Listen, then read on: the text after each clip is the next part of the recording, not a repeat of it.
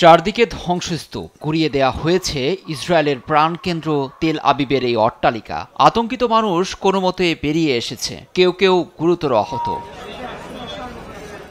ইসরায়েলে ক্ষেপণাস্ত্র হামলার তীব্রতা বাড়িয়েছে ইরান। সামরিক ও পারমাণবিক স্থাপনায় হামলার জবাবে বৃহস্পতিবার ইরান থেকে ছোড়া ক্ষেপণাস্ত্রে বিপর্যস্ত এ শহর। ঘটনাস্থলে ছুটে আসে জরুরি বিভাগ।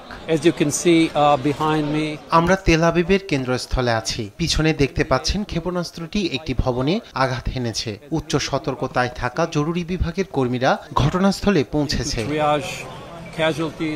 এদিন ইসরায়েলের দক্ষিণাঞ্চলীয় শহর বেয়ারশেভায় আঘাত হানে ইরানের ক্ষেপণাস্ত্র। তেল আবিব জানিয়েছে সোরোকা হাসপাতালে এ হামলা হয়। বিশাল ধোঁয়ার কুণ্ডলী দেখা যায়, শোনা যায় আতঙ্কিত মানুষের চিৎকার। ছুটে যান ইসরায়েলের জাতীয় নিরাপত্তা মন্ত্রী বেন গাভির। বিস্ফোরণের শব্দ শোনা গেছে তেল আবিবের হোলন ও জেরুজালেমেও। গত কয়েকদিনের মধ্যে এটাই ইসরায়েলে ইরানের সবচেয়ে বড় ক্ষেপণাস্ত্র হামলা বলে ধারণা করা হচ্ছে। ইসরায়েলের এত গভীরে এমন হামলা চালাতে এর আগে দেখা যায়নি।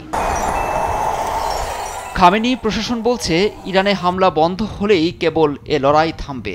ইসরায়েল শুরু করেছে, তাদেরকেই থামাতে হবে, নয়তো আরও কঠিন পরিণতির মুখে পড়বে নেতানিয়াহু, এমন হুঙ্কার দিয়েছেন ইরানের সর্বোচ্চ নেতা আয়াতুল্লাহ খামেনি। হামলায় ভুক্তভোগীরা অবিলম্বে এ লড়াই বন্ধে নেতানিয়াহুর প্রতি আহ্বান জানিয়েছেন।